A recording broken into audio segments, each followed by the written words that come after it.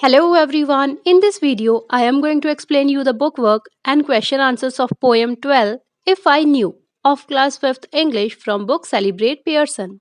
Let's get started with the choose the correct options. First, the speaker wants to open the box where the dash are kept. Speaker उस box को खोलना चाहता है जहां क्या रखी हुई हैं. So it's option B, smiles यानी मुस्कान. फ्रॉन्ट्स का मतलब होता है तेवर दिखाना, ग्रीमेसिस होता है मुंह बनाना, स्काउल्स होता है खिसियाना. The speaker would like to dash the smiles. Speaker मुस्कुराहटों को क्या करना चाहता है? ए रिमूव यानी निकालना चाहता है, बी हाइड यानी छिपाना, सी स्कैटर यानी बिखेरना, डी कीप यानी रखना. So it's option C scatter यानी बिखेरना. स्पीकर स्माइल्स को बिखेरना चाहता है. The speaker wants a dash box to hold all the frowns. Frowns यानी एंगर गुस्सा.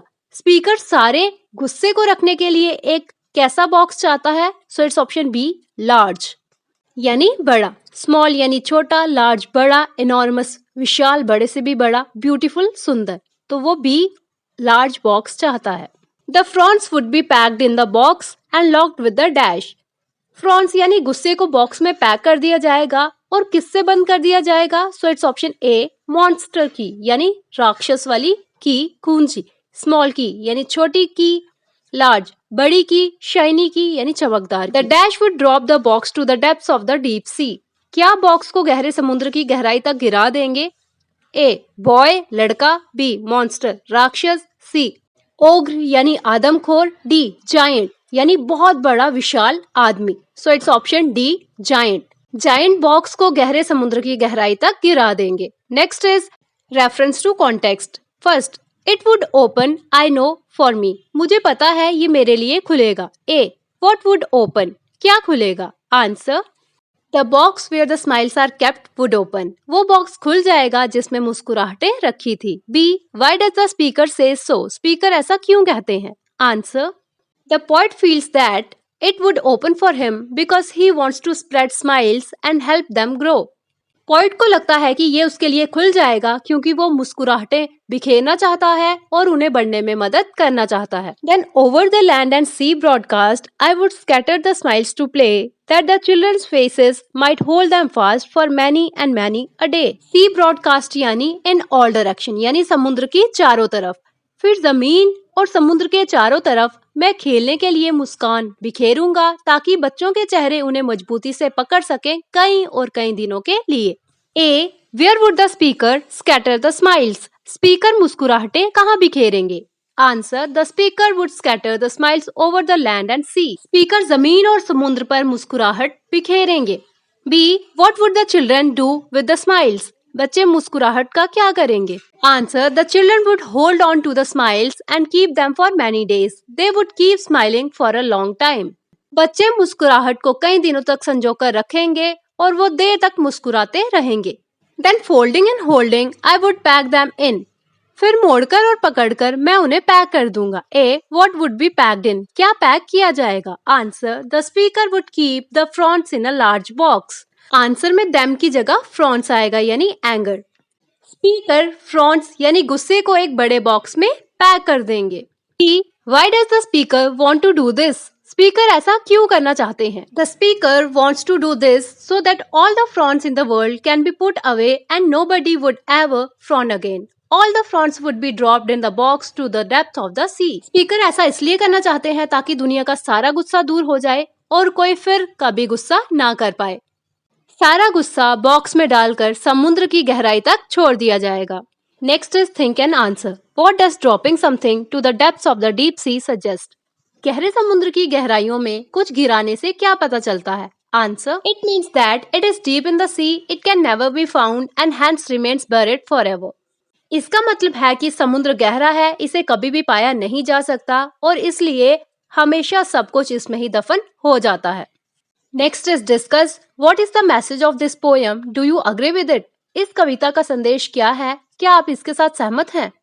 The poem spreads the message of joy and love. The poet wants to spread smiles and scatter them everywhere so that nobody remains unhappy. The poet wishes to wipe out all the frowns from the people's faces so that people forget all their troubles and put away their frowns and keep smiling.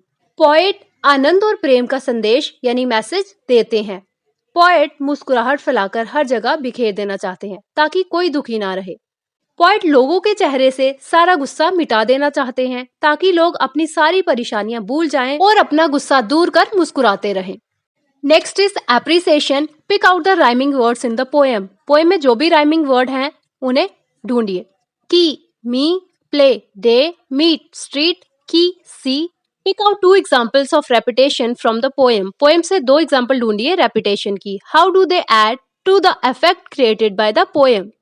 Poem के द्वारा वो repetition कैसे effect create करती है।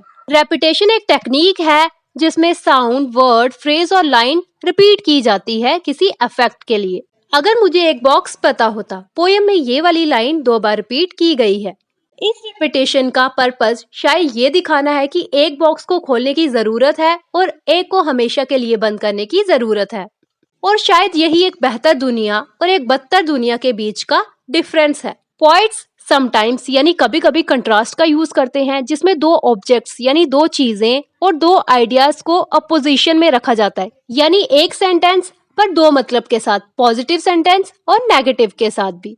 Compare the 2 entirely opposite action that the speaker wants to do in verse 1 and verse 2. तो बिल्कुल अलग कामों की तुलना करें जो वर्स 1 में और वर्स 2 में करना चाहते हैं। वर्स 1, कवि मुस्कुराहट का पिटारा खोलना चाहते हैं। उन्हें यकीन है कि अगर वो इस बॉक्स को ढूंढ सकें और इसकी सामग्री बाहर निकाल सकें तो वो इस दुनिया में और ज्यादा खुशी फैला सकते हैं। वर्स 2, पोएट एक बड़ा बॉक्स ढूंढना चाहते हैं जिसमें वो जहां भी जाते हैं वहां आने वाली सभी परेशानियों को उसमें डाल देना चाहते हैं। शायद उन्हें लगता है कि अगर सारी नाराजगी दूर कर दी जाए तो दुनिया एक बेहतर जगह बन जाएगी। हो सकता है कि वो एक बड़ा बॉक्स चाहने का संकेत देकर ये भी संकेत दे रहे हों कि इस दुनिया में कितना दुख है। वो बहुत ज्यादा लार्ज नंबर में लोगों से फ्रॉन्ट्स यानी लोगों का गुस्सा इकट्ठा करने की आशा करते हैं, यानी वो चाहते हैं कि जितना हो सके वो लोगों का गुस्सा कलेक्ट कर सकें और उसे एक डब्बे में डालकर समुद्र की गहराइयों में फेंक सकें। Next is activity celebrating sustainable development. हम सभी एक शांतिपूर्ण दुनिया में रहना चाहते हैं। दुनिया को एक बेहतर जगह बनाने के लिए आप इसमें क्या बदलाव लाएंगे? कुछ रिसर्च करें और सोसाइटी में शांति यानी पीस और हार्मनी को रोकने वाले कुछ इशू करने वाले स्टेप्स और उन्हें रिस्टोर करने के लिए उठाए गए कदमों के बारे में और जानें। अपनी फाइंडिंग्स यानी आपने जो रिसर्च की है उसे अपनी क्लास के साथ शेयर करें। सोसाइटी में पीस और हार्मनी को बाधित करने वाले मुद्दे जैसे कि असमानता, नफरत, युद्ध को रोककर और बातचीत और सहयोग के माध्यम से समस्याओं का हल करके दुनिया को एक बेहतर जगह बनाना।